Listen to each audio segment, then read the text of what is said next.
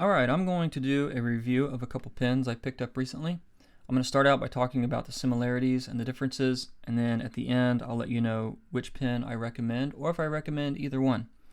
So what we have here is the James Burwell click version and the Tactile turn Anso pin. So let's start out by talking about the similarities. So both pins are made out of titanium. Both pins are roughly the same, come in at the same price point. I paid around $170 for the Burwell and around $200 for the Anso pin. Both pins take a Parker G2 style insert. Both of them weigh about the same. We'll do a weight comparison here in a minute. Both of them have a milled clip. Both of them are click style pins. Now the click is very different, the click mechanism on each one, but they're both a click style pin, and they both have this really nice knurling at the end here.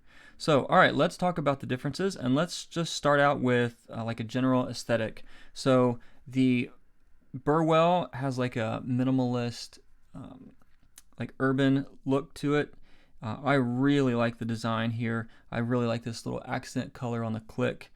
In my opinion, I think the James brand really knocked it out of the park with the design of the Burwell. I think it is an absolutely beautiful looking pin.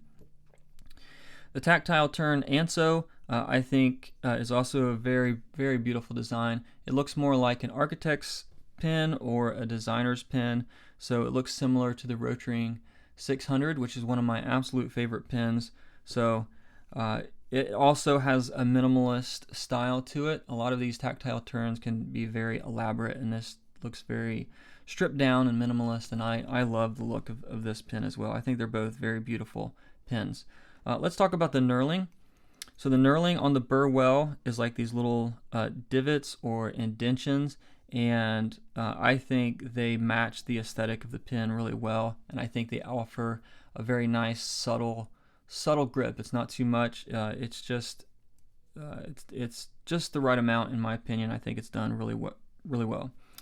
The Burwell has a more traditional style of knurling. It's very similar to the knurling on the Rotring 600, but it's a very soft knurling, so it feels kind of similar to the spiral knurling on most of your other tactile turn pins, but I would say it's a little bit smoother. It just feels really nice. It's not too grippy. I would say it's just right, and I think it fits the aesthetic of the pin as well. The knurling is done really well on both of them. All right, let's talk about the click. So the Burwell has a more traditional style click where you just push it in to engage and push it in again to retract. The Anso pin is more of like a side click style where you push it in to engage, and then there's a little button on the side that you push to disengage.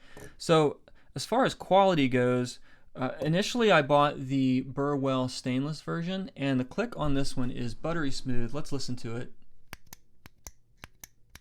Sounds very nice, but when I pulled the titanium version out of the box and clicked it, it's just a little bit scratchy. So I do think that that's just kind of the nature of titanium. Titanium has like a scratchiness to it, so I think that will smooth out over time. Here's the tactile turn side click. When I first got this, it was pretty scratchy, and listen to it now. Pretty smooth. And here's the Anso, pretty much fresh out of the box. Let's listen to it. So this one's pretty scratchy, and I think part of the reason for that is because they've narrowed down the side click to accommodate for the more narrow body. So there's less surface area that it's like rubbing up against. So I think it is like a sharper point, or just a less surface area, so it sounds there's more pressure there, and so I think that's why it's sounding more scratchy. But I do think that's going to smooth out over time. So overall, I'm pretty happy with both of the clicks, even though I was expecting them to be a little bit smoother. I do think they're going to smooth out over time, and I think that scratchiness is mainly just due to them being titanium. Let's talk about the length real quick. So the Burwell is almost 5.5 inches. I would say 5 7/16, and the Anso pin is just over 5 1/4, so I'd say 5 and 5/16. And I think the sweet spot is between 5 to 5.5 inches. So I would say the Burwell is probably the max length for my preference, and I think the Anso sits right in the sweet spot for length. So I'm happy with the length of both pins. All right, let's talk about the diameter. The diameter of the Burwell is around 8.8 millimeters. The diameter of the Anso pin is around 8, pretty much exactly 8. So it is a noticeable difference. You can tell that the Anso pin is quite a bit similar. And now Tactile turns, most of their normal size pins are close to like almost 11 mil. They're like 10 point something. I buy the slim versions, and this is the side click slim, and it is 9.4, something like that. And for my preference, the slims are about the widest diameter that I prefer, and the Anso here at 8 mil is about the narrowest that I prefer. So as far as diameter goes, I think the Burwell sits right in a sweet spot. Let's do a quick weight comparison.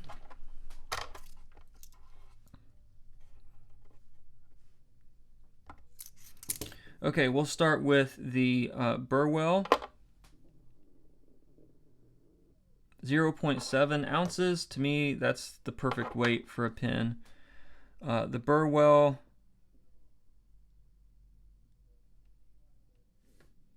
this isn't the most high quality scale, so it's taken a while to settle in. So also 0.7. Yeah, in my opinion, that's about the perfect weight for a pin. Let's measure the stainless version of the Burwell. 1.3 ounces. In my opinion, 1.2, 1.3 ounces is way too heavy. This is too heavy in my opinion. So I really like the weight of both of these pins.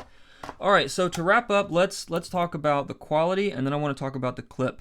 So overall quality, I do think the clicks are a little bit scratchy on both of them. The Burwell, immediately when I took this out of the box, I could feel that the grip area and the body aren't aligned correctly. So when you screw them together, they should align perfectly, and they're offset just a little bit like this. So when they thread together, they're just not threading together exactly aligned. And I was disappointed in that. Well, I was expecting it to be perfect because the stainless version is milled perfectly.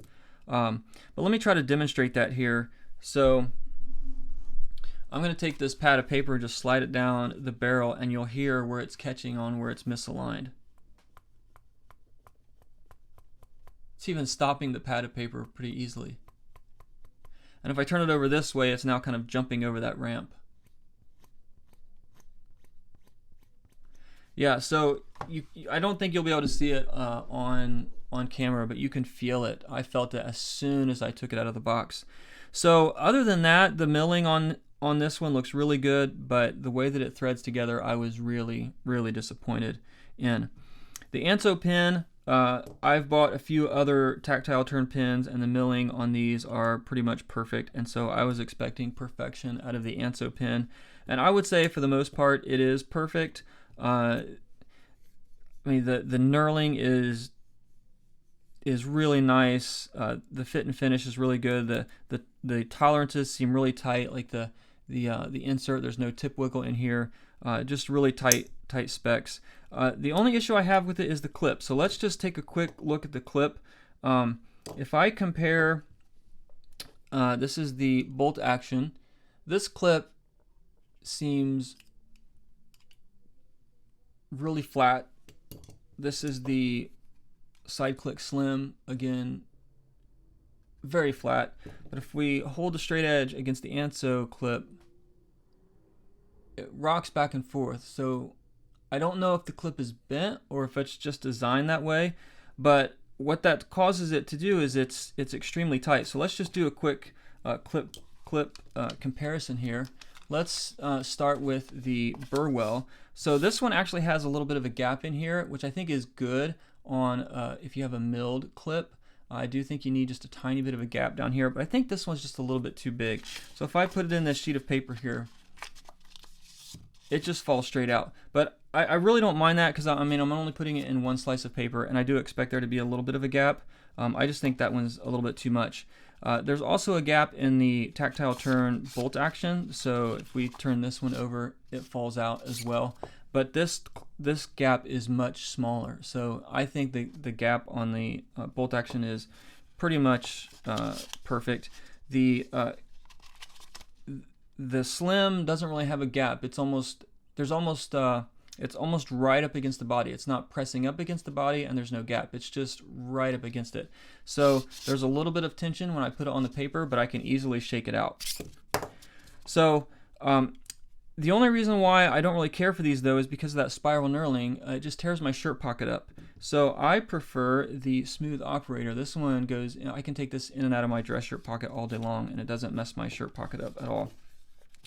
But this one is a little bit tighter, but it goes onto the paper pretty easy, and then I have to pull on it to get it to come off, but it goes on and off pretty easy. And if I turn this over, it stays in, but I could shake this out if I shook it hard enough.